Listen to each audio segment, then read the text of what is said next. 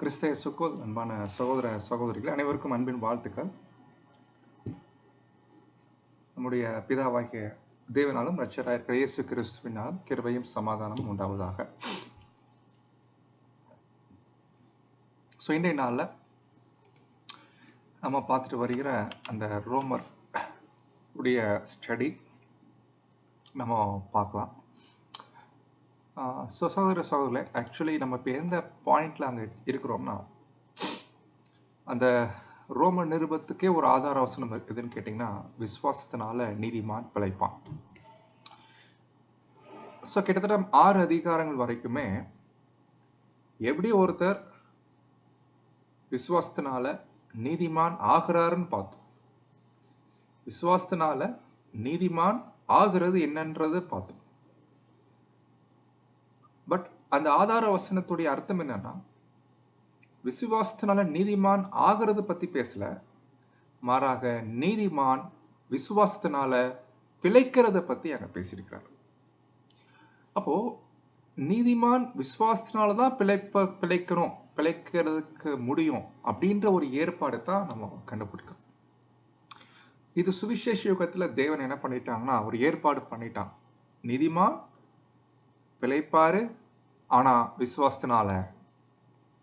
அப்போ ஒருத்தர் எப்படி நீதிமான் ஆகிறது கேட்டா நமக்கு தெரியும், விசுவாசத்தினாலதான் நீதிமானே ஆகிறார். ஆனா ஆன பின்னாடி அவர் பிழைக்கணும்னா விசுவாசமும் தேவைப்படுது. அப்போ அதனாலதான் பைபிளை படிக்கிறோம். விசுவாசம் என்பது அதுக்கு ஒரு துவக்கம் இருக்குது, அதுக்கு ஒரு முடிவு இருக்குது. விசுவாச துவக்கம் பார்த்தீங்கன்னா, நம் நீதிமான் ஆகிறதுக்காக அது தேவைப்படுது. பட் முடிவு சொல்லும் போது அது நோக்கி போக வேண்டி இருக்குது. ஏன்னா விசுவாசத்துக்கு வளர்ச்சி இருக்குது, பூரண விசுவாசம் அங்க காட்ட வேண்டி இருக்குது. இதுதான். அப்போ இந்த ஒரு விஷயத்தை நம்ம அங்க பார்த்த பின்னாடி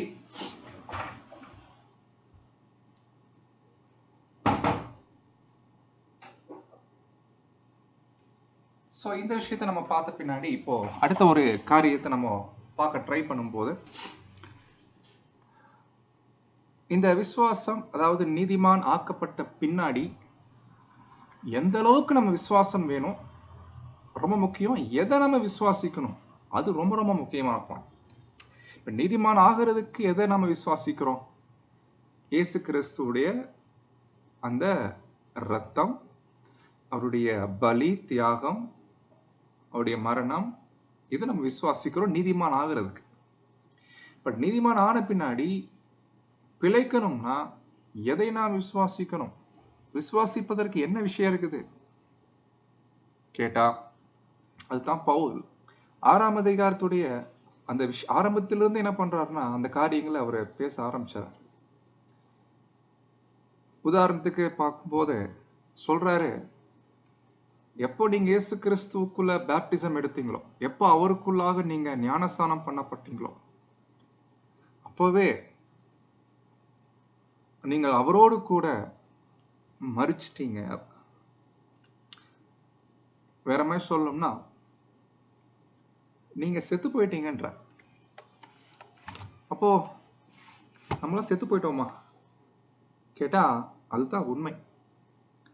அப்போ நம்முடைய விசுவாசத்துல இது ரொம்ப முக்கியமான ஒரு பகுதி. நான் ஒரு காரியத்தை விசுவாசிக்கிறேன், என்னன்னா பிரதர், நான் ஆல்ரெடி செத்துட்டேன். பழைய வாழ்க்கை, பழைய மனுஷன், ஆதாமுக்குள் பிறந்த என்னுடைய வாழ்க்கையானது, ஆதாமுக்குள் நான் வந்துட்ட என்னுடைய வாழ்க்கையானது, அது ஒரு முடிவுக்கு வந்துருச்சு. ஆல்ரெடி செத்து போயிட்டேன் என்ற ஒரு விசுவாசமானது ரொம்ப முக்கியமா இருக்குது.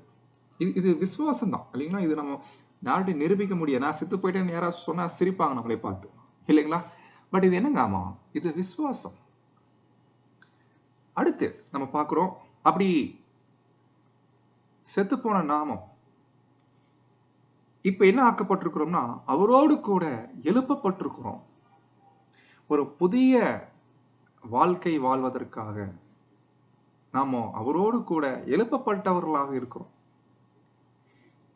அப்போ இப்ப நான் வாழ்றது இது ஒரு புதிய வாழ்க்கை தேவன் கொடுத்துட்டாரு இயேசு மூலமாய். இந்த புதிய வாழ்க்கையில நிறைய ஆச்சரியமான விஷயங்கள் இருக்குது. இந்த புதிய வாழ்க்கையில தேவன் என்ன பார்க்கிறாருன்னா, பாருங்க, மாம்சத்துல இருக்கிறேன், ஆனா மாம்சத்தை தேவன் பார்க்கிறதே இல்லை. இப்படி அர்த்தம் என்ன? மாம்சத்துல மாம்சத்தின் கிரியைகள், மாம்சத்தின் விஷயங்களை, மாம்சம் அது பாவம் பண்ணிட்டே இருந்தாலும் அல்லது பாவமே பண்ணிட்டாலும் இந்த மாம்சத்தை தேவன் பார்க்கறது இல்லை. மாறாக தேவன் ஏன் பார்க்கறது இல்லைன்னு கேட்டா ரீசன் என்ன? ஏன்னா செத்து போச்சு இல்லைங்களா? தேவன் ஆல்ரெடி எப்படிதான் பார்க்கிறாரு? செத்து போயிட்டார்.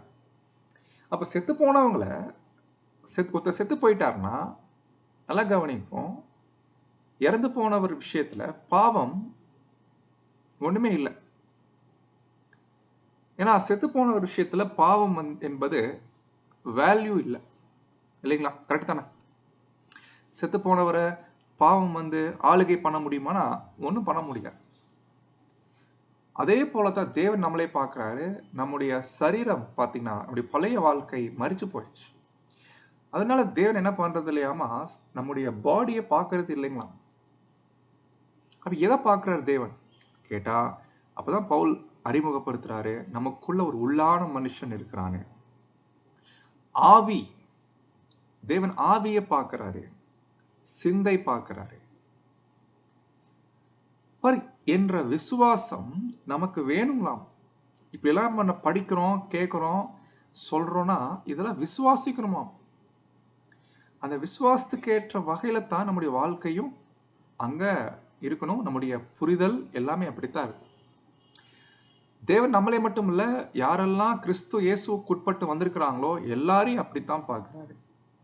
ஒருவனையும் மாம்சத்தின்படி அறியோம், அப்படித்தான் பவுல் கூட அங்க சொல்றேன். அப்போ நம்ம இந்த மாதிரி விசுவாசமானது நம்ம வாழ்க்கையில ரொம்ப ரொம்ப தேவையான ஒரு காரியமா இருக்குது இல்லைங்களா? சோ இப்படிப்பட்ட ஒரு புரிதலோட தான் நம்ம என்ன பண்ணிட்டு இருக்கோம். இப்ப 8ஆம் அதிகாரத்துக்குள்ள அங்க வந்துட்டு இருக்கோம். இப்ப 8ஆம் அதிகாரத்துல வரும்போது பவுல் என்ன பண்றாருன்னா, யாரெல்லாம் கிறிஸ்து இயேசுவுக்கு உட்பட்டு இருக்கிறீங்களோ தேவன் என்ன பண்றது இல்லையாமா, அவங்களை மாம்சத்தின்படி பார்க்கறது இல்லை, மாறாக ஆவிக்கேற்றபடித்தான் பார்க்கிறாரு.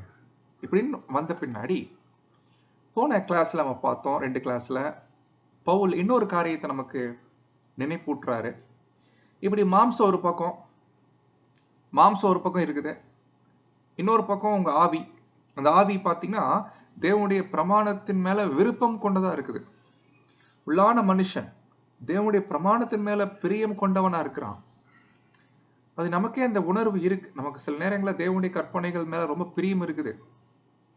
அவருக்கு பிரியமில்லாத காரியங்கள் ஒருவேளை சரீரத்துல காணப்படும் போது, நல்லா கவனிங்க, அவர் தேவனுக்கு பிரியமில்லாத காரியம் சரீரத்துல காணப்படும் போது நம்முடைய ஆவியானது துக்கப்படுது. ஆவி துக்கப்படுது. அப்ப தேவன் எதை பார்க்கிறாரு? அந்த ஆவியைத்தான் பார்க்கிறாரு. ஆவினா நம்முடைய மைண்டு. பட் நாம என்ன பண்றோம்னா நம்முடைய மாம்சத்தை பார்த்து ரொம்ப சோர்ந்து போயிடும். இப்ப நம்ம புரிய வைக்கிறாரு, சோர்ந்தெல்லாம் போகாதீங்க, ஏன்னா இப்போ பெரிய கிருபைக்குள்ள வந்திருக்கிறீங்க, ஆகையினால தேவன் உங்க மாம்சத்தை பார்க்கறதே இல்லை. இல்ல பிரதர், மாம்சம், தயவுசெய்து மாம்சத்தை பத்தி பேசாது. தேவனே பார்க்கறது இல்லை, நீங்க ஏன் பாக்குறீங்க? அப்போ மாம்சம் எது பண்ணிட்டாலும் ஃப்ரீயா விட்டுறலாமா? அப்படியும் இல்லை. நம்ம ஏற்கனவே சொன்னோம், தேவன் எதை பார்க்கிறாருன்னு பார்த்தோம், ஆவியை பார்க்கிறாருன்னு பார்த்தோம். நம்முடைய மைண்ட் உண்மையிலேயே மாம்சம் தவறுகள் செய்யும் போது, மாம்சம் பலவீனங்கள் வெளிப்படும் போது நம்முடைய சிந்தையில அதை நினைத்து வருந்துறோமா? தேவனுடைய பிரமாணங்களுக்கு எதிராக சரீரமானது செயல்படும் போது அதை நினைத்து துக்கம் வருகிறதா? அது ரொம்ப முக்கியம். அந்த பாயிண்ட் தான் தேவன் பார்க்கிறாரு. இது சிந்தையில நடக்கக்கூடிய விஷயம், அதுதான் தேவன் பார்க்கிறாரு. மற்றபடி சரீரத்துல என்ன பண்ணோம், ஏது செஞ்சோம், என்ன கிரியை நடப்பிச்சோம், அது பார்க்கறது இல்லை. ஒருவேளை சரீரத்துல தப்பான விஷயம் நடக்குது, நம்முடைய சிந்தையில அந்த ஒரு உணர்வே இல்லைன்னா அது ஒரு டேஞ்சரான ஒரு காரியம் தான். சோ இது ஒரு பக்கம் இருக்கும்போது இப்ப பவுல் என்ன பண்றாரு, இன்னொரு விஷயத்த நமக்கு அறிமுகப்படுத்துறாரு. என்னன்னா, அதான் படிச்சோம் 7ஆம் வசனத்துல, மாம்ச சிந்தைன்னு ஒண்ணு இருக்குது. அந்த மாம்ச சிந்தைனா என்னன்னு கேட்டா, அது மாம்சத்துக்கு தகுந்த மாதிரி சிந்திக்குது. மாம்சத்துக்கு தகுந்த மாதிரினா என்ன? ஆல்ரெடி மாம்சத்துல பாவம் ஒண்ணு இருக்குது இல்லைங்களா?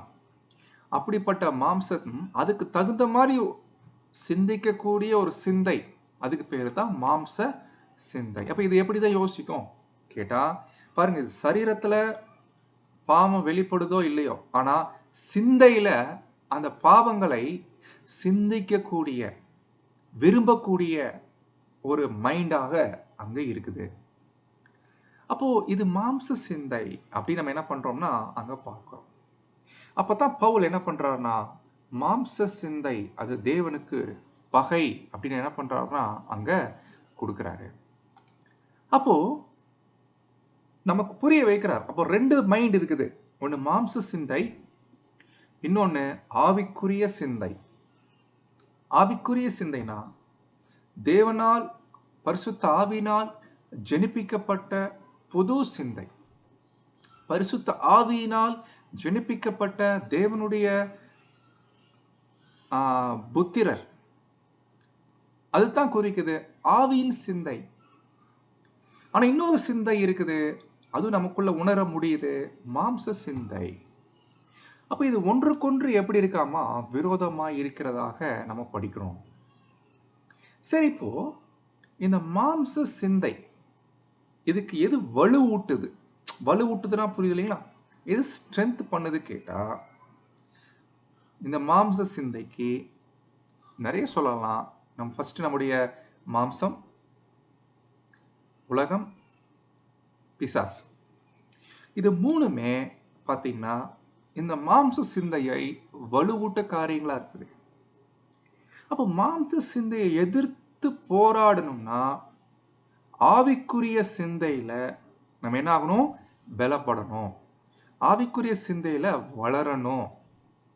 ஆவிக்குரிய சிந்தை எந்த அளவுக்கு பலன் அடையுதோ அதற்கேற்ற வகையில தான் மாம்ச சிந்தையை மேற்கொள்ள முடியும். கரெக்டுங்களா? இப்படிலாம் சொல்லிட்டு தான் இந்த ஆவிக்குரிய சிந்தைக்கு வேண்டிய பலன் எங்கிருந்து கிடைக்குது கேட்டா, அதான் சொல்றாரு, படிச்சோம் 9ஆம் வசனத்துல, தேவனுடைய ஆவி உங்களில் வாசமாயிருந்தால்.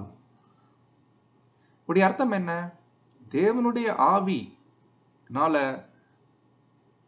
தேவனுடைய ஆவி நமக்குள்ள இருக்கும் போது புது சிந்தையானது இந்த பழைய சுபாவத்தை கண்ட்ரோல் எடுக்கும், கண்ட்ரோல் பண்ணும்.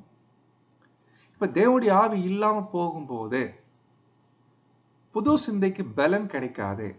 அப்போ மாம்ச சிந்தை தான் சரீரத்தை நடத்தும். கரெக்டுங்களா? அப்ப மாம்சத்தின் படி நம்ம பிழைக்கும் போது அது பெரிய பிரச்சனை ஆயிரும். அப்போ இதுதான் பவுல் அங்க முடிச்சிட்டாரு 10ஆம் வசனத்துல. எனவே கிறிஸ்து உங்களில் இருந்தால், அதாவது புது சிருஷ்டி, புது சிந்தை நமக்குள்ள இருக்கும்போது தேவன் சரீரத்தை பார்க்கவே மாட்டார். ஏன்னா அது பாவத்து நிமித்தம் செத்து போச்சு. சரீரத்தை தேவன் பார்க்கறதே இல்லை. சரீரமானது இந்த பாவம் என்ற ஒரு காரியத்தினால செத்து போச்சு. செத்து போன சரீரத்தை தேவன் பார்க்கறது இல்லை. ஆனா தேவன் எதை பார்க்கிறார்னா ஆவி, ஆவியை பார்க்கிறார். அந்த ஆவி எப்படி இருக்காமா?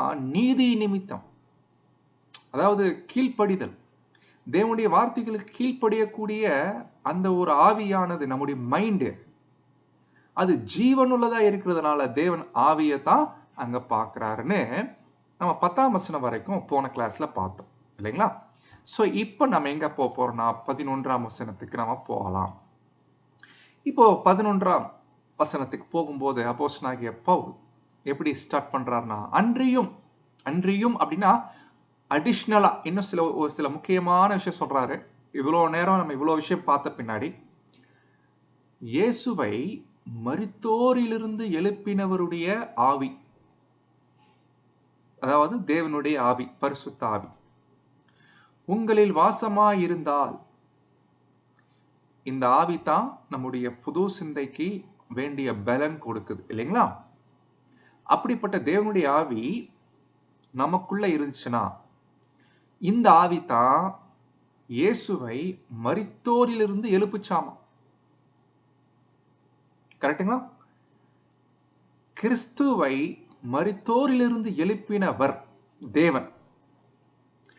உங்களில் வாசமாயிருக்கிற தம்முடைய ஆவியினாலே அப்படின்னா இது வல்லமை.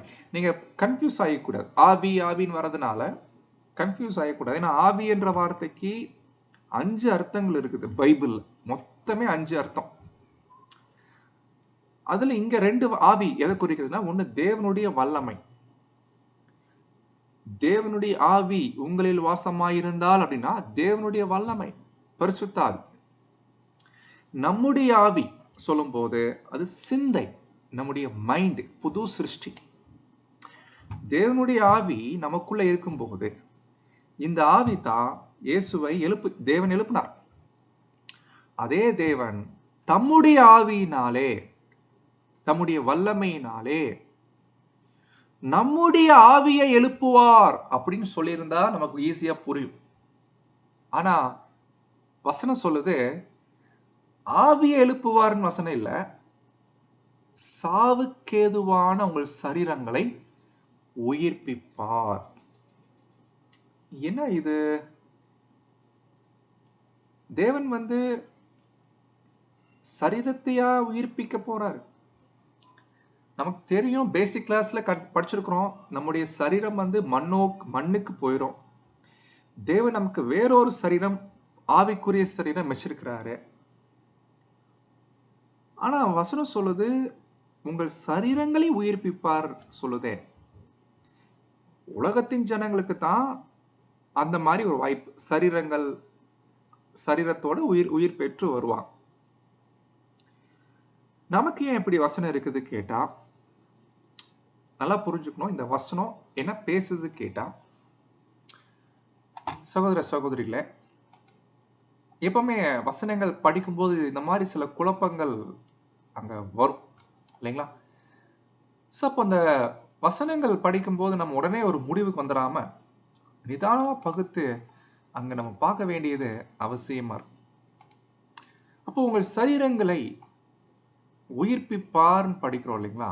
பொதுவா நமக்கு தெரியும் உயிர்ப்பிப்பார் அப்படின்னா, நம்ம உயிர்த்தெழுதலுக்கு ஒரு கிரேக்க வார்த்தை எல்லாருக்கும் பரிச்சயமான வார்த்தை அனஸ்டாசிஸ். ஆனா இங்க அனஸ்டாசிஸ் என்ற வார்த்தை வரதில்லை. அது நீங்க முதல்ல கவனிக்கணும். அனஸ்டாசிஸ் என்ற வார்த்தை அங்க வரதில்லை.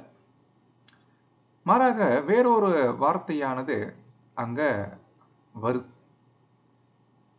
இது என்ன அர்த்தம்? உயிர்ப்பிக்கிறது அப்படின்னா ஏதோ இறந்து போனவங்களை எழுப்புறது என்ற அர்த்தம் மட்டுமே நம்ம எடுத்துக்காம,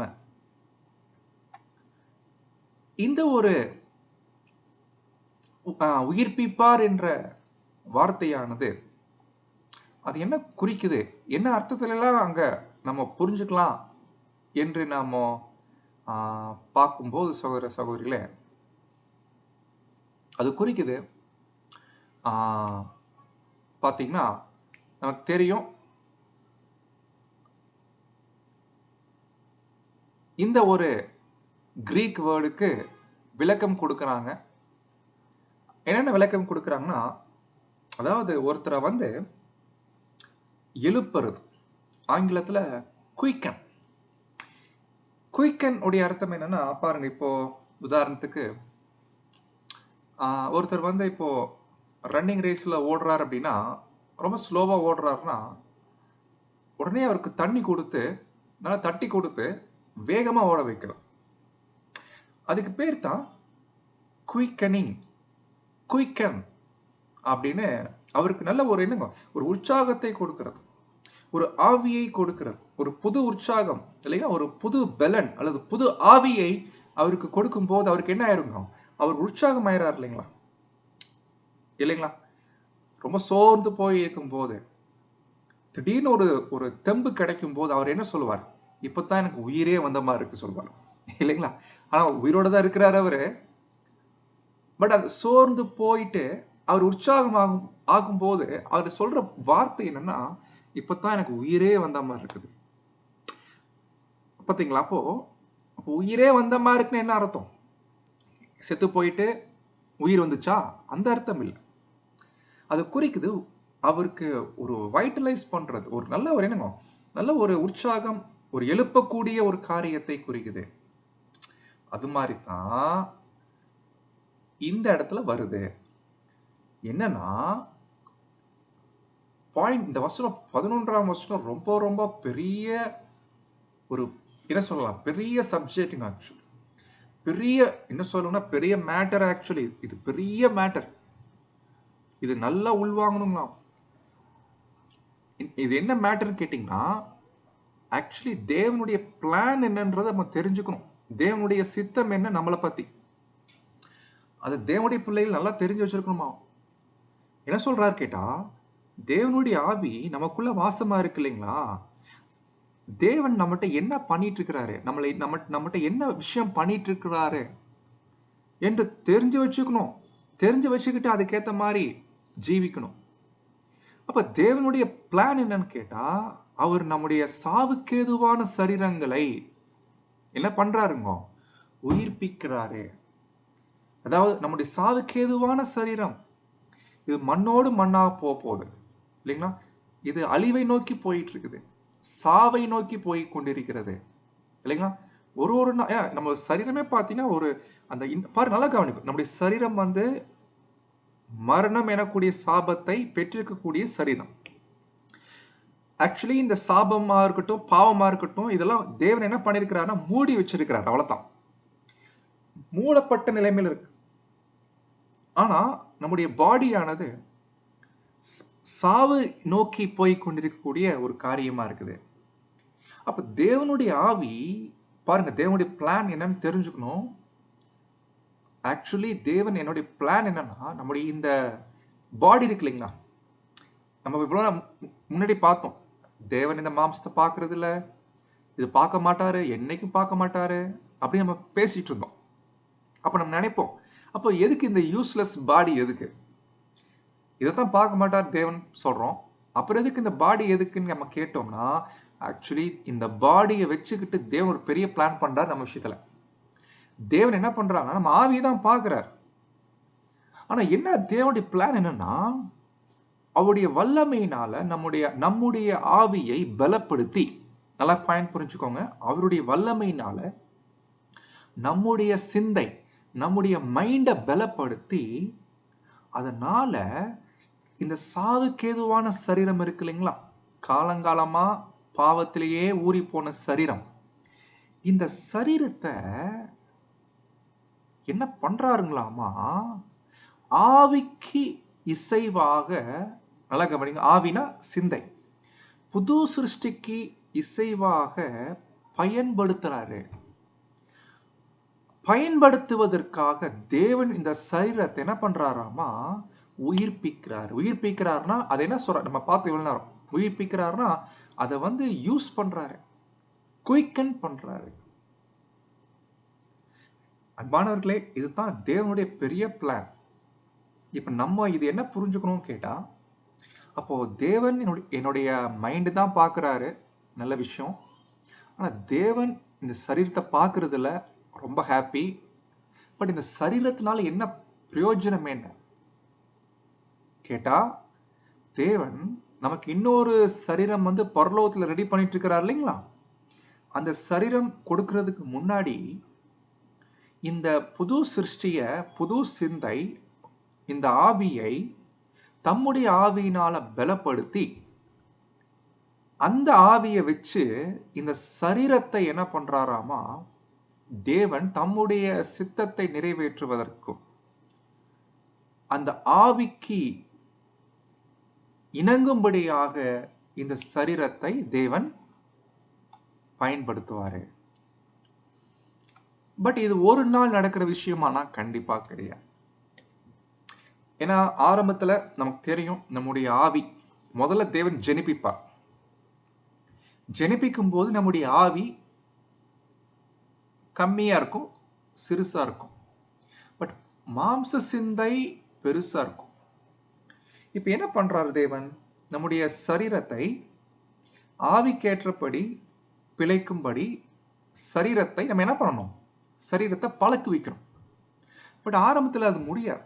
ஏன்னா நமக்கு தெரியும், ஆவி கேற்றபடி சரீரத்தை பழக்குவிக்கிறது, சரீரத்தை நடத்துறது என்பது ஏன் கஷ்டமான காரியமா இருக்குன்னா, இந்த ஆவிக்குரிய சிந்தைக்கு ஆப்போசிட்ல இன்னொரு சிந்தை வேலை செய்யுது. அது ரொம்ப பெருசா இருக்குது, பலமா இருக்குது, மாம்ச சிந்தை. அப்போ இந்த மாம்ச சிந்தை விடுறது இல்லைங்களாமா, இந்த சரீரத்தை விட்டு கொடுக்கிறது இல்லை. ஆவிக்குரிய சிந்தைக்கு இசைவாக வாழும்படி, கீழ்ப்படிய பண்ணும்படி இந்த மாம்சீக சரீரத்தை, இந்த மாம்சீக சிந்தையானது விடுறதில்லை. அப்ப தேவன் என்ன பண்றாங்க? தம்முடைய ஆவியை கொடுத்து நம்முடைய புது சிந்தையை பலப்படுத்துறாரு. எந்த அளவுக்கு புது சிந்தை நல்ல உறுதியா பலமுள்ளதாக உள்ளான மனுஷன் நாளுக்கு நாள் புதிதாகிறானோ, அப்பதான் கொஞ்சம் கொஞ்சமா ஸ்டெப் பை ஸ்டெப்பா இந்த சரீரத்தை ஆவிக்கு இசைவாக தேவனுடைய வார்த்தைகளுக்கு கீழ்ப்படிய பண்ணும்படி பழக்குவிக்கணும். அது கிராஜுவலா நடக்குது, ஸ்டெப் பை ஸ்டெப்பா நடக்குது. இதுதான் தேவன் ஒரு பிளானே. இதுக்கு இசைவாத்தான் நம்மளும் நம்முடைய வாழ்க்கையும் இருக்கணும். சகோதர சகோதரிகளே, அப்போ நீங்க புரிஞ்சிருப்பீங்க நான் நினைக்கிறேன். தயவுசெய்து இந்த வசனத்தை வீட்டுல போய் கிளாஸ் முடிஞ்ச பின்னாடி தனிப்பட்ட வகையில தியானிச்சு பாரு. இப்ப நம்முடைய கண்டிஷன் என்ன, நம்ம என்ன ஸ்டேஜ்ல இருக்கிறோம்? இப்ப நம்முடைய சரீரமானது மாம்ச சிந்தையினால் கட்டுப்படுத்தப்படுகிறதா, ஆவிக்குரிய சிந்தையினால் கட்டுப்படுத்தப்படுகிறதா? ஒரு பாயிண்ட் சொல்லட்டுங்களா? நம்ம சாகிறதுக்கு முன்னாடி நம்முடைய சரீரம் எந்த லெவலுக்கு இருக்கணும்னா, புது சிருஷ்டியினால முழுமையாக கட்டுப்படுத்தக்கூடிய நிலைமையில தான் இந்த சரீரமானது இருக்கணும். அந்த நிலையில தான் நம்ம மரிக்கணும். புது சிருஷ்டி பழைய சரீரத்தை முழு கட்டுப்பாடு எடுக்கணும். அந்த அளவுக்கு புது சிருஷ்டி வளரணும். எப்படி பிரதர் கேட்டீங்கன்னா, பயப்பட வேணாம். அதுக்குத்தான் தேவன் என்ன பண்றாரு? தம்முடைய ஆவியை கொடுக்கிறாரு, தம்முடைய வல்லமையினால எழுப்புறாரு. அதான் இது கிறிஸ்து உங்களில் இருந்தால், தேவனுடைய ஆவி உங்களில் இருந்தால், தேவன் எப்படி இயேசுவை எழுப்பினாரோ உங்களையும் எழுப்புவாரு, உங்கள் சரீரங்களை உயிர்ப்பிப்பாரு. அப்ப தேவனுடைய ஆவியினால தான் இப்படிப்பட்ட நம்முடைய பாவ சரீரத்தை, சாவுக்கேதுவான சரீரத்தை புது சிந்தைக்கு கீழ்ப்படிய பண்ணும்படி நாம முடியும், நம்மளால முடியும். அன்பான சகோதர சகோதரிகளே, இது நீங்க சரியா புரிஞ்சுக்கிட்டீங்கன்னா, இப்ப பவுல் டாப் கியர் போட்டு ஸ்பீடா போகிறாரு. ரொம்ப யோசிக்க வேண்டிய வசனம். இவ்வளோ விஷயம் நீங்க புரிஞ்ச பின்னாடி, தேவனுடைய ஏற்பாடு என்ன, திட்டம் என்னன்னு தெரிஞ்ச பின்னாடி, இப்போ இன்னைக்கு ஒரு முடிவு எடுங்கன்ற. என்ன முடிவு தெரியுங்களா? படிக்கலாம் 12ஆம் வசனம். ஆகையால் சகோதரரே, ஆகையாலுடைய அர்த்தம் என்ன? இவ்வளோ விஷயங்கள் நீங்க புரிஞ்சுக்கிட்டீங்களா? நல்லா உள்வாங்கிட்டீங்களா? தேவனுடைய பிளான் என்ன தெரியுதா நமக்கு? ஒரு நாளும் இந்த பூமியில ஏன் ஜீவிக்கிறோன்ற நோக்கம் தெரிஞ்சா, எந்த அளவுக்கு வளர்ச்சியில வளர்ந்துட்டு இருக்கிறோன்றத புரிஞ்சுக்க முடியுதா? ஆகையால் சகோதரரே, நல்லா கவனிங்க. மாம்சத்தின்படி வாழ்றதுக்கு, மாம்சத்தின்படி அதாவது பாவ சரீரம், பழைய மனுஷனுடைய சிந்தை, அது கண்ட்ரோல் பண்ணிட்டு இருக்கு. மாம்சத்தின்படி நம்ம வாழ்றதுக்கு நம்ம என்ன கிடையாது தெரியுங்களா? மாம்சத்துக்கு நம்ம கடனாளிகள் அல்ல. அது என்ன மாம்சத்துக்கு கடனாளிகள் அல்ல கேட்டா, கொஞ்சம் கண்ணை மூடி இந்த வசனத்தை தியானிச்சு பார்த்தா கொஞ்சம் புரிஞ்சுக்கிறது ரொம்ப கஷ்டமா தான் இருக்கு. இப்போ கடனாளின்னு என்ன அர்த்தம் இல்லைங்களா? ஒருத்தர்கிட்ட கடன் வாங்கினா நம்ம என்ன ஆயிடுறோம்? அவருக்கு கடனை திருப்பி அடைக்கிற வரைக்கும் அவருக்கு பயந்து இருப்போம். அவர் சொல்றத கேட்போம் இல்லைங்களா? ஏன்னா நம்ம கடனை கொடுக்கணும். கடனை கொடுத்துட்டோம்னா நம்ம ஃப்ரீ ஆயிடுவோம் இல்லைங்களா? இப்போ அந்த மாதிரி மாம்சத்துக்கு நம்ம கடனாளிகள் அல்ல. ஏன்னா தேவன் இந்த மாம்சத்தை ஒரு காலத்துல கடனாளியா இருந்தோம். என்னைக்கு இயேசு கிறிஸ்து மேல விசுவாசம் வச்சோமோ அப்போவே மாம்சத்துக்கு நாம் கட்டுப்பட்டவர்கள் அல்ல, கடனாளிகள் அல்ல நம்ம சொன்னோம்னா சில நேரம் டவுட் ஆயிருக்காங்க. நிறைய நேரங்கள மாம்சத்தின் படி மாம்சம் நம்மளைய கண்ட்ரோல் பண்ணுது. அப்படின்னு எப்படி புரிஞ்சுக்கிறது? கடனாளிகள் அல்ல என்ற வார்த்தைய வேற எப்படி புரிஞ்சுக்கலாம் கேட்டா, நல்லா கவனிங்க. இது இன்னொரு விளக்கம். இப்ப பார்த்து ஒரு விளக்கம். கடனை அடைச்சிட்டோம்னா அல்ல கடன் இல்லைன்னா நம்ம கடனாளி இல்லை. இது ஒரு விளக்கம், தப்பு இல்லை. ஆனா இன்னொரு விளக்கம் என்னன்னா, நல்லா கவனிங்க. இது கொஞ்சம் உலக ஒரு உதாரணம் தான். ஒருத்தர்கிட்ட கடன் வாங்கிட்டோம். நல்லா கவனிங்க. ஒருத்தர்கிட்ட கடன் வாங்கி பாண்டுல போட்டாச்சு. 100 ரூபாய் பாண்டு போட்டாச்சு. நல்லா கவனிங்க. அந்த கடனை மாசம் மாசம் அடைக்கிறதுக்கு ரொம்ப சிரமமாயிடும். இன்னும் 10 வருஷம் லோனு வச்சுக்கோங்களேன். இந்த 10 வருஷமும் ஒரு வருஷம் ரொம்ப பாரமா இருக்கு. ஆனா நல்லா கவனிங்க, கடன் கொடுத்தவரு செத்து போயிட்டாருன்னு வைங்களேன். இப்போ நாம நல்லா கவனிங்க, கடன் கொடுத்தவர் செத்துட்டார். நம்ம கடனை திருப்பி கொடுக்க வேண்டிய ஆளு அவரு தான், வேற யாரும் இல்லை. அந்த ஆள் செத்துட்டார் அப்படின்னா என்ன அர்த்தம்? இப்ப நம்முடைய கடன் என்ன கண்டிஷன்? இப்ப நம்ம கடனாளிகளா இல்ல நம்ம விடுதலை ஆயிட்டோமா கேட்டா, நல்லா கவனிங்க. நம்ம கடனை முழுசா கட்டி தீர்க்கல. யார்கிட்ட வாங்கணுமோ அவர் இறந்துட்டார். சம்பந்தப்பட்டால் அவர் மட்டும்தான். ஆக்சுவலி இந்த கோணத்துல தான் நம்ம இந்த வசனத்தை அப்ரோச் பண்ணோம்னா, சொல்றாரு மாம்சத்தின்படி நீங்க வாழ்றதுக்கு, நல்லா கவனிங்க, மாம்சத்துக்கு நீங்க கடனாளி இல்லப்பா. ஏன்னா உங்க மாம்சம் செத்து போச்சு, பாவத்துக்கு மரிச்சிருச்சு. உங்கள் சரீரமானது பாவத்தின் நிமித்தம் மரிச்சு போச்சு. தேவன் உங்க சரீரத்தை பார்க்கறதே இல்லை. அப்போ நீங்க கடனாளி நினைச்சுக்கிறீங்க.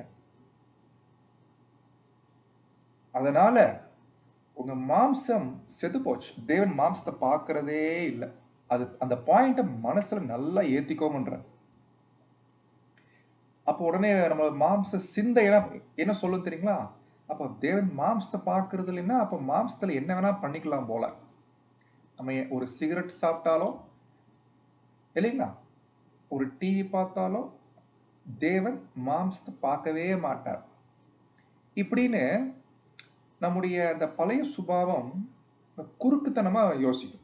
இதுக்குதான் குறுக்கு புத்தின்னு சொல்லுவோம் இல்லைங்களா? தப்பா எடுத்துக்காது, அப்படி பார்க்காதீங்க. பவுல் அப்படி பேசல. உங்க மாம்சத்தை தேவன் பார்க்கறது இல்லை. ஏன்னா மாம்சம் செத்து போச்சு. செத்து போன மாம்சத்தை தேவன் பார்ப்பாரா? இல்லைங்களா? செத்து போன ஒருத்தர்கிட்ட போய் நீ ஏன் பாவம் பண்றன்னு கேட்பாரா தேவன்? இல்ல. அப்போ கடனில் இருந்து விடுபட்டாச்சு. இது எப்படி கிடைச்சுன்னா, நம்முடைய ரட்சகர் இயேசு கிறிஸ்து மேல விசுவாசம் வச்சு எப்போ அவருக்குட்பட்டவர்களானோமோ அப்பவே சரீரத்தின் படி தேவன் பார்க்கிறதே அல்ல. இப்ப அந்த கடன் பாரம் முடிஞ்சு போச்சு. ஓகேங்களா? இப்ப அடுத்து நம்ம என்ன செய்யணும்? அடுத்து என்ன செய்யணும் சொல்றாருன்னா, கடனே இல்லை இல்லைங்களா? மாம்சத்துக்கு நம்ம கடன் இல்லை அப்படின்னா, நல்லா கவனிங்க, நம்முடைய மைண்ட், நம்முடைய நோக்கம் எப்படி இருக்கணும்ன்றாருன்னா, தயவு செய்து பாருங்க, செத்து போன மாம்சத்தை தேவன் பார்க்கிறதே இல்லை சொல்லும் போது, அந்த மாம்சத்தின் படி என்ன பண்ணாதீங்கன்னா, பிழைக்காதீங்க. மாம்சத்தின் படி பிழைக்காதீங்க. அப்படி பிழைச்சீங்கன்னா, மாம்சத்தின் படி நீங்க வாழ்ந்தீங்கன்னா சாவு வரும். சாவு தான் வரும்.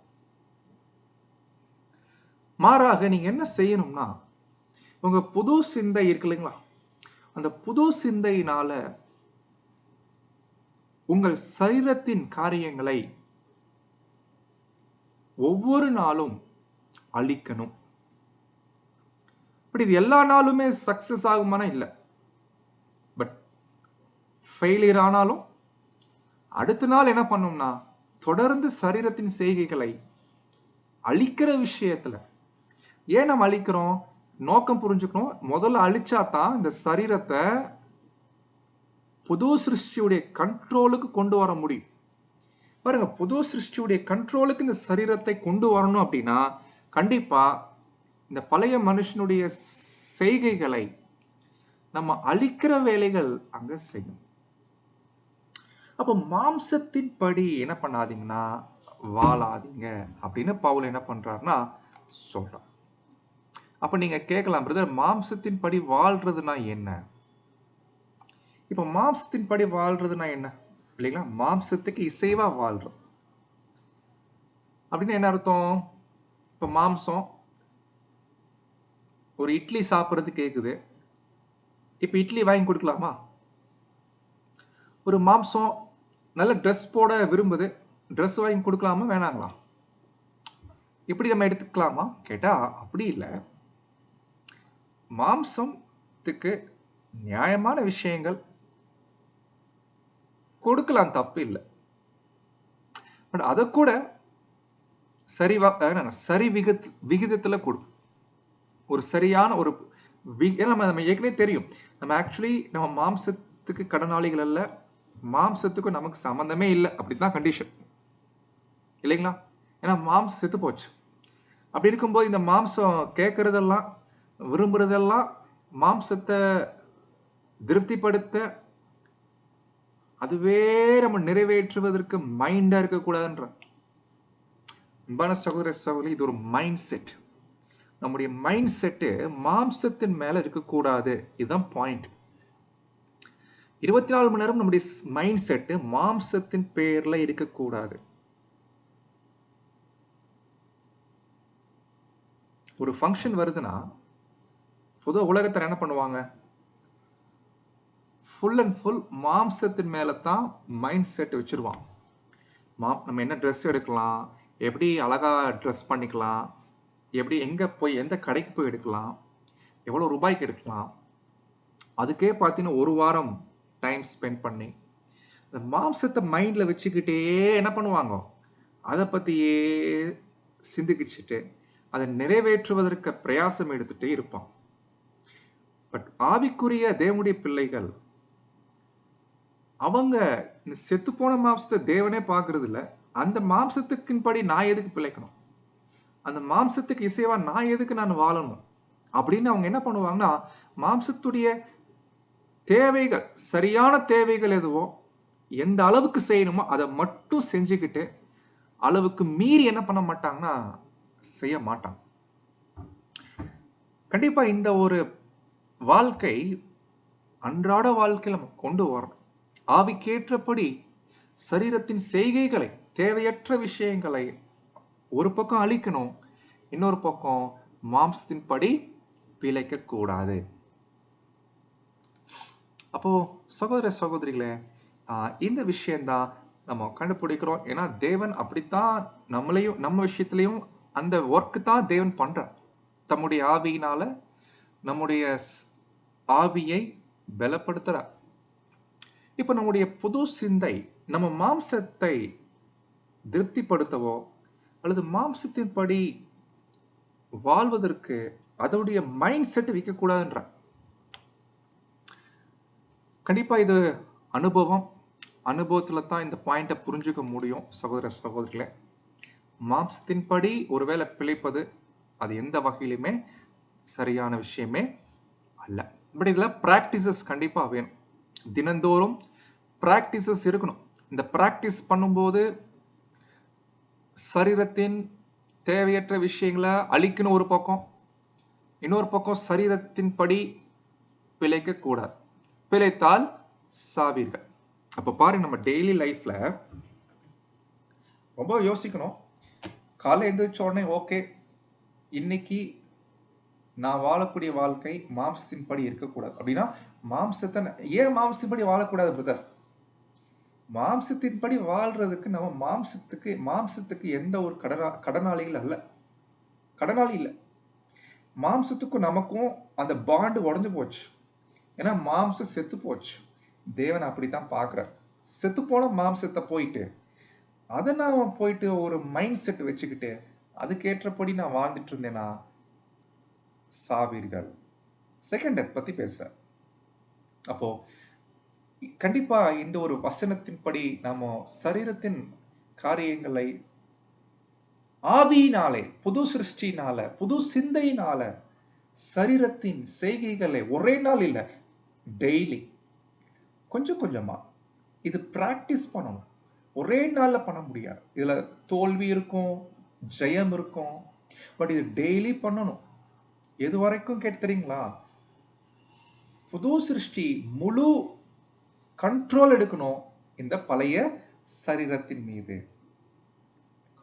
கேட்கலாம், எதுக்கு பிரதர் இந்த சரீரம் கேடு கெட்டு போன என்ன விட்டுற வேண்டியதானே? நோ நோ நோ, தேவனுடைய பிளானே அதுதான்.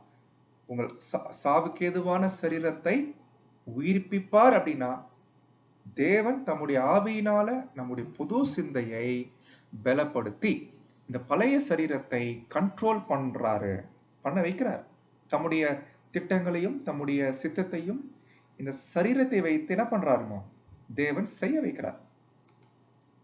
அன்பானவர்களே, சோ இந்த பாயிண்டை நம்ம சரியாக அங்க உள்வாங்க வேண்டியது அங்க ரொம்ப ரொம்ப அவசியமா இருக்குது. சோ இதான் 13ஆம் வசனத்துடைய அங்க காரியமா இருக்குது.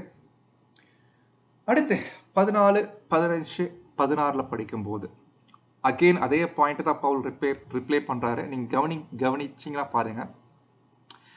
மேலும் எவர்கள் தேவனுடைய ஆவியினால், பரிசுத்த ஆவியினால நடத்தப்படுகிறார்களோ, உடைய அர்த்தம் என்ன?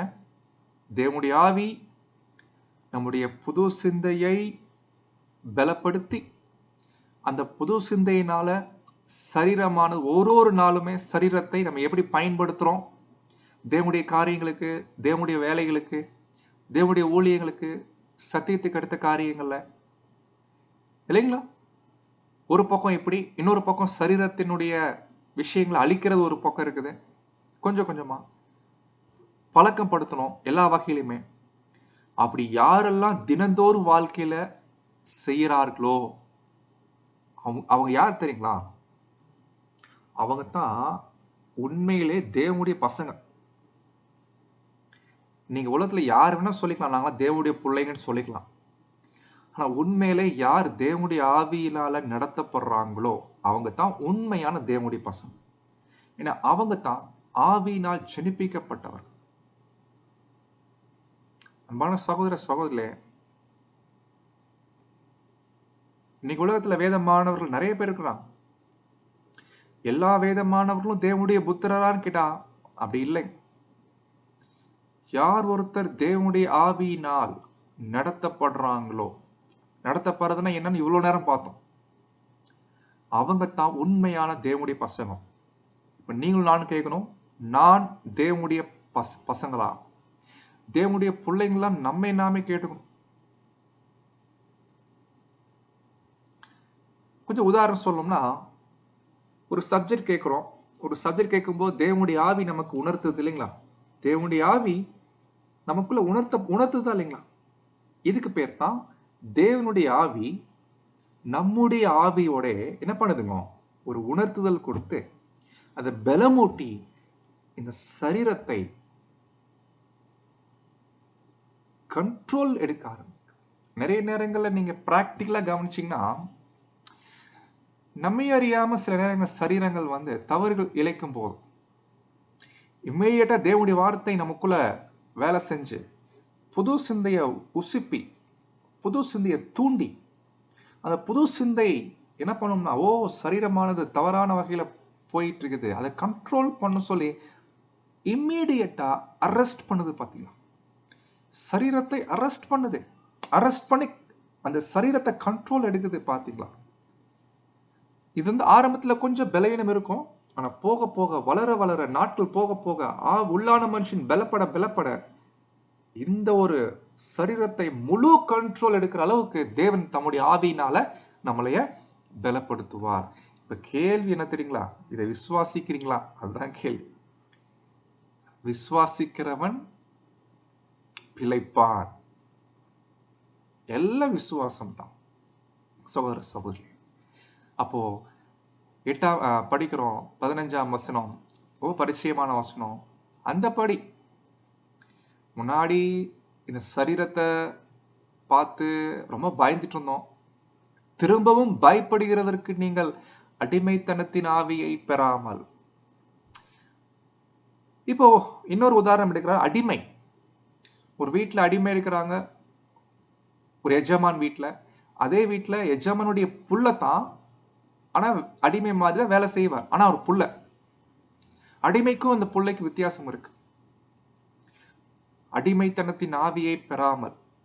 ஆக்சுவலி இது பவுல் இது பேசுறதுக்கு இன்னொரு காரணம் என்னன்னா, அங்க இருக்கக்கூடிய யூதர்களை பத்தி பேசுறார். ஏன்னா யூதர்கள் பாத்தீங்கன்னா ஆல்ரெடி நியாயப்பிரமாணத்துக்கு கீழே அடிமையா இருந்தான். நம்ம கலாத்தியர்ல படிக்கிறோம், ஞாபகம் இருக்குங்களா? நீங்க வாய்ப்பு இருந்தா படிங்க. கலாத்தியர் 4ஆம் அதிகாரம் 1 ஃபுல் அண்ட் ஃபுல் பேசுவார். நியாயப்பிரமாணத்துக்கு கீழ்பட்டவர்களை மீட்டுக் கொள்ளத்தக்கதாக தேவன் காலம் நிறைவேறின போது தம்முடைய குமாரனை அனுப்பினார். அப்படி குமாரன் அனுப்புனதுனால நியாயப்பிரமாணத்தின் சாபத்திலிருந்து நம்ம விடுபட்டாச்சு. இனி நம்ம அடிமை கிடையாது, மாறாக புத்திரன் அப்படின்னு என்ன பண்ணுவார்னா கலாத்தியர் 4ஆம் அதிகாரத்துல அங்க பேசுவார். அப்போ திரும்பவும் அடிமைத்தனத்தின் ஆவியை பெறாமல் ஒரு புது வார்த்தை பவுல் நீங்க பயன்படுத்துறாரு. அப்பா, பிதாவே. ரெண்டும் ஒரே அர்த்தம் தான், பட் அப்பான்ற வார்த்தை கொஞ்சம் க்ளோஸ். அதாவது தகப்பன் சொல்றதுக்கும் அப்பான்னு சொல்றதுக்கும் ரெண்டு ஒரே அர்த்த வார்த்தை தான், ஒரே மீனிங் தான், பட் வித்தியாசம் இருக்கு இல்லைங்க. இப்போ நம்முடைய அப்பாவை தகப்பனா சொல்லுவோம், அப்பான்னு தானே கூப்பிடுவோம் இல்லைங்களா? பட் அந்த அப்பான்னு சொல்லிட்டாலும் அது ரொம்ப ஒரு இன்டிமேட், ரொம்ப உள்ளான ஒரு அன்பை, ஒரு உணர்வை வெளிப்படுத்தக்கூடியதா இருக்குது. அப்ப பாருங்க, சர்வ வல்லமையுள்ள தேவனை போயிட்டு அப்பான்னு கூப்பிட்டா செவி கொடுப்பாரா? விசுவாசம், எல்லாம் விசுவாசம். கர்த்தரே சொல்லி கொடுத்திருக்கிறான், என் நாமத்தின் நிமித்தம் தேவன் கிட்ட கேளுங்கன்ற. அப்பா, பிதாவே என்று கூப்பிடத்தக்க ஒரு புத்திர சுவிகாரத்தின் ஆவியை வாங்கியிருக்கிறோம். சகோதர சகோதரிகளே, இப்படியாக தாம் தேவனுடைய பிள்ளைகளா இருக்கிறோம் என்று பரிசுத்த ஆவியானவர் போட்டிருக்கிறாங்க. தப்பு. பரிசுத்த ஆவிதாமே நம்முடைய ஆவி, புது சிந்தை உடனே சாட்சி கொடுக்கிறது. தேவனுடைய வல்லமை, தேவனுடைய பரிசுத்த ஆவி நம்முடைய ஆவியுடனே சாட்சி கொடுக்குது. இது இந்த வசனம் ரொம்ப கொஞ்சம் தியானிக்க வேண்டிய வசன பகுதி. தேவனுடைய ஆவி நமக்குள்ள இருக்கும் போது அது புது சிந்தைய தூண்டி விடுது, உற்சாகம் ஊட்டுது. சகோதர சகோதரில இந்த விஷயம் தான் நம்ம கண்டுபிடிக்கிறோம். அப்ப பாருங்க, ரொம்ப காலங்காலமா திரும்பவும் பயப்படுகிறதற்கு அப்படின்னு அர்த்தம், ஒரு டேஞ்சர் இருக்குன்னு நான் சொல்றேன். மறுபடியும் நம்ம மாம்சத்தின் படி பிழைத்தோம்னு வச்சுக்கோங்களேன், ஆட்டோமேட்டிக்கா அந்த ஒரு நிலைமைக்கு தான் நம்ம போவோம். அப்போ இந்த விஷயம் நம்ம பார்த்த பின்னாடி பவுல் சொல்றாரு, நீங்கள் தேவனுடைய சுதந்திரரும்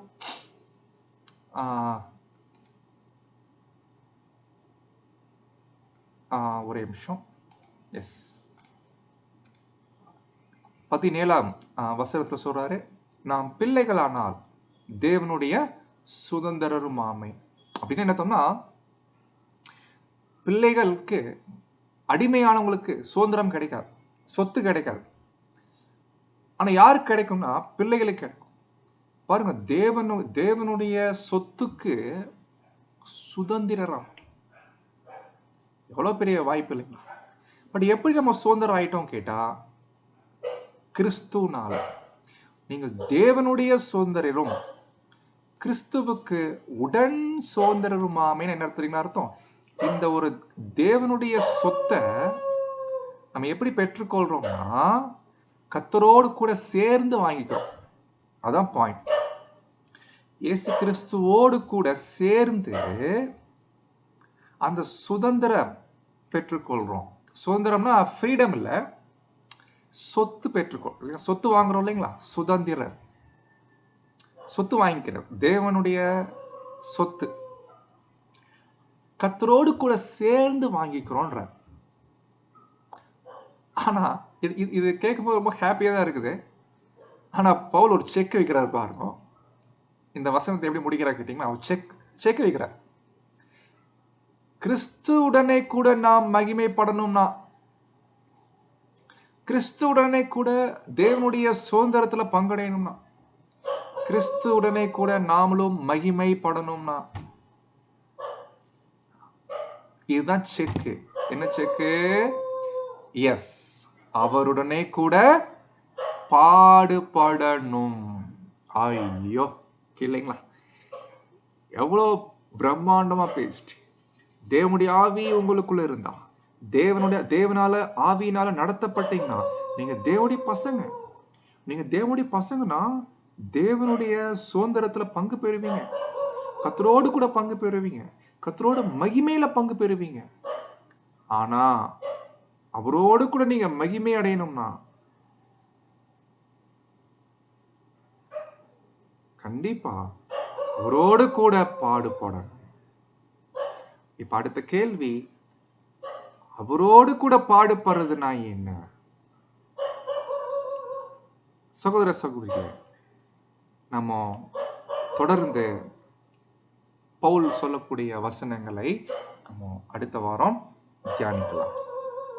அப்போ கண்டிப்பா அவரோடு கூட பாடுபடுறத பத்தி கடந்த மெமோரியல் டைம்ல நம்ம நிறைய படிச்சிருக்கோம். அவரோடு கூட பாடுபடுறதுனா என்ன, எப்படி நம்ம பாடுபடுறது இல்லைங்களா? கர்த்தர் இயேசு எப்படி பாடுபட்டாரு, என்ன பண்ணி பாடுபட்டாரு? சுருக்கமா சொல்லணும்னா, அவர் நீதியை விரும்பி நீதியை மட்டும் நடப்பிக்கிறதுக்காக சரீரத்துல பாடுபட்டார் இல்லைங்களா? அவரு தேவனுடைய வார்த்தைகளுக்கு கீழ்ப்படியக்கூடிய ஒரே காரணத்தினால கீழ்ப்படிய செய்யும் போது, கீழ்ப்படிதல் காமிக்கும் போது அதனால வந்துட்ட கஷ்டங்கள் இதெல்லாம் பாடு. தேவனுடைய சித்தம் செய்யும் போது வந்துட்ட கஷ்டங்கள், தேவனுடைய வேலை செய்யும் போது வந்துட்ட துன்பங்கள், இதெல்லாம் பாடுபடுறது. அப்ப அப்படின்னா இப்ப அவரோடு கூட பாடுபடணும்னா இப்ப நாமளும் அவரை போலவே தேவனுடைய சித்தம், அவருடைய வார்த்தைக்கு கீழ்ப்படுகிறதுக்கு, அவருடைய வார்த்தையின்படி நடக்கிறதுக்கு பிரயாசம் எடுக்கும் போது அதனால வரக்கூடிய கஷ்டங்கள், உபத்திரவங்கள், பாடுகள் வருது அப்படின்னா நாம அவரோடு கூட பாடுபடக்கூடிய ஒரு வாய்ப்பே கிடைக்குது. அதுல ஒரு சின்ன பாடுதான் நம்ம ஏற்கனவே பார்த்தோம், இந்த சரீரத்தை அழிக்கிறது. அது கூட பாத்தீங்கன்னா ஒரு பாடுதான் இல்லைங்களா? ஃபார் எக்ஸாம்பிள் பாருங்க, ஒரு பெரிய ஃபங்க்ஷன் நம்ம வீட்டுல பண்றாங்க, கிராண்ட் ஃபங்க்ஷன் பண்றாங்க. எல்லாரும் மாம்சத்தின் படி பிழைக்க எல்லா பிரயாசம் எடுத்துட்டு இருக்கிறாங்க, மாம்சத்தின் படி பிழைக்கிறதுக்கு. சோ மாம்சம் என்ன கேக்குது? நல்ல ட்ரெஸ் கேக்குது, நல்ல விலை உயர்ந்த காரியங்களை கேக்குது, எல்லாம் மாம்சம் கேட்டே இருக்குது. ஓகே ஓகே கிளிக் டிக்கெட்ஸ் போயிட்டே இருக்கிறாங்க. இப்ப நாமளும் மாம்சத்தை என்ன பண்றது இல்லைன்னா, ரொம்ப கிராண்டா பண்ணாம எளிமையா ஒரு ட்ரெஸ் மட்டும் வாங்கிட்டு அவ்வளவுதான், மாம்சமே உனக்கு இது போதும் அப்படின்ற மாதிரி தான் நம்ம என்ன பண்றோம், வாழ்றோம். பட் அதனால மாம்சத்துக்கு அது பிடிக்கிறது இல்லை. அப்ப ரொம்ப கஷ்டமாயிருது. மாம்சம் அழுக ஆரம்பிச்சிருது. ஏன்னா மாம்சம் கேக்குது, சில நியாயமான விஷயமா இருந்துட்டாலும் அந்த நியாயமான விஷயம் கூட ஒரு அளவு தான். இந்த அளவுக்கு தான் உனக்கு இது. 3 நேரமும் பிரியாணி எல்லாம் போட முடியாது. 3 நேரமும் மாசம் முழுக்க நீ நான்வெஜ் கேட்கிற, பட் மாசம் முழுக்க உனக்கு நான்வெஜ் கிடையாது. மாசம் முழுக்க நீ இந்த மாதிரி எதிர்பார்க்கிற, நியாயமானதுதான், ஆனா அளவு தான். இது ஒரு பக்கம். இன்னொரு பக்கம் மாம்சம் அது கேட்கறதுல கொஞ்சம் கூட நியாயமே இல்லை. ஏன்னா கேட்கறதுல பாவ காரியங்கள், துன்மார்க்கமான காரியங்கள், தேவனுடைய வார்த்தைக்கு எதிரான காரியங்களை நடப்பிக்கும்படி மாம்சம் கேக்குது. அப்ப அதையும் என்ன பண்ண வேண்டியிருக்குன்னா, புது சிந்தையில அழிக்கணும். அப்போ கண்டிப்பா இது எல்லாம் நடக்கணும்னா தேவனுடைய ஆவி தேவைப்படுது. ஒவ்வொரு நாளும் ஜெபிக்கலாம், ஒவ்வொரு நேரமும் ஜெபிக்கலாம், எல்லாருக்காகவும் ஜெபிக்கலாம். தேவனே, சாரி, தேவன் வேணாம், அப்பா பிதாவே, அப்பா பிதாவே. ஞாபகம் இருக்குங்களா? இயேசு கெத்செமனேல அவர் பயன்படுத்தின வார்த்தை தான், அப்பா பிதாவே. ரொம்ப உள்ளான ஒரு இருதயத்தோட தேவன்கிட்ட கேட்டாரு. நம்மளும் கேட்கலாம், அப்பா எங்களுக்கு உங்களுடைய ஆவியை கொடுங்க.